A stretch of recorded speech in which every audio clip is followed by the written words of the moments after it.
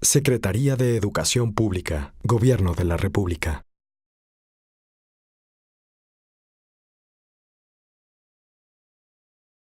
A pesar de este gran éxito que tuvimos como país en el siglo XX, había que reconocer que el sistema educativo que teníamos tenía muchas deficiencias.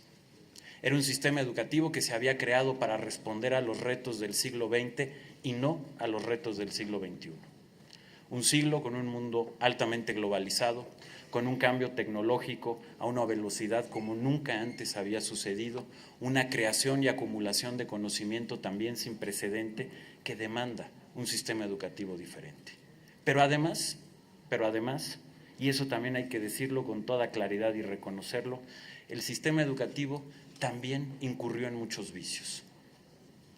Se fue convirtiendo en un sistema educativo clientelar y corporativo, autoritario en muchos aspectos, poco transparente, con vicios como la herencia y la venta de plazas, un sistema que no permitía que los maestros tuvieran un desarrollo profesional de acuerdo a su mérito, de acuerdo a su propia capacidad, un sistema educativo que también fue dejando en el olvido y en el abandono a las escuelas del país, no únicamente en materia de infraestructura, sino también en materia de su organización.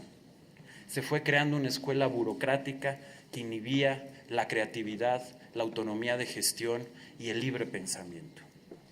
De igual manera, había que reconocer que los enfoques pedagógicos se habían quedado atrasados, que los contenidos también ya no respondían a las demandas, como lo decía hace un momento, del siglo XXI.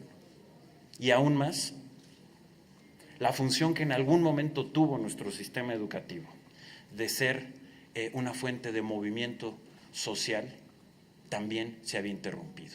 El sistema educativo, en lugar de ser una plataforma de ascenso social, se convirtió también en un factor de reproducción de la desigualdad de nuestro país.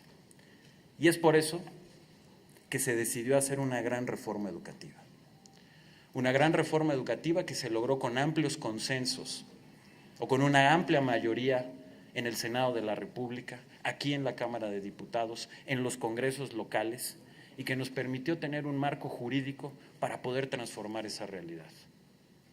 Lo primero y lo esencial, que puede parecer extraño, pero era la realidad, aquel sistema educativo olvidó su misión principal, las niñas y los niños.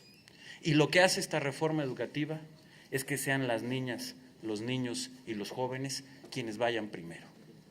Y por eso se hizo una modificación al artículo 3º, que da el derecho a una educación de calidad, un derecho que tienen las niñas, los niños y los jóvenes, y que la Suprema Corte de Justicia ha dicho ya que es el derecho supremo en materia educativa. No hay ningún otro derecho por encima del que tienen las niñas y los niños.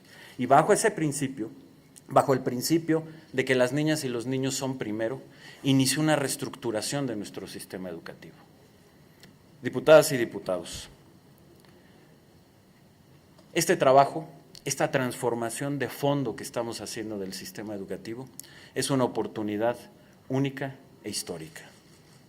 Son muy pocas veces en la historia, no solo de nuestro país, sino de cualquier otra nación, que una generación tiene la oportunidad de poder hacer un cambio tan importante, tan profundo y tan trascendental en lo más importante que puede tener una sociedad, su educación.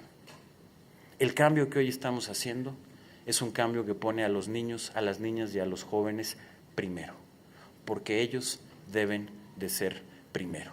Es un cambio que su objetivo, como lo decía hace un momento, es educar para la libertad y para la creatividad, que lo que busca es darles los conocimientos, las herramientas y las habilidades para que los niños, las niñas y los jóvenes de México puedan triunfar, aquí o en cualquier lugar del mundo, que puedan disputar con quien sea y donde sea un lugar de privilegio como lo merecen, que sea a través de la educación como podamos tener un país más libre porque estos niños y estos jóvenes tendrán opciones, un país más próspero porque podrán tener mejores empleos, un país mucho más justo porque solo con una educación de esta calidad se va a poder romper con la desigualdad estructural que tiene nuestro país. Y finalmente también una tarea central de la educación para que los niños, las niñas y los jóvenes de México sean más felices.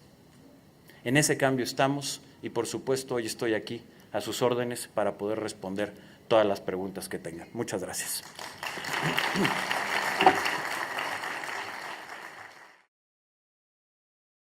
Secretaría de Educación Pública, Gobierno de la República.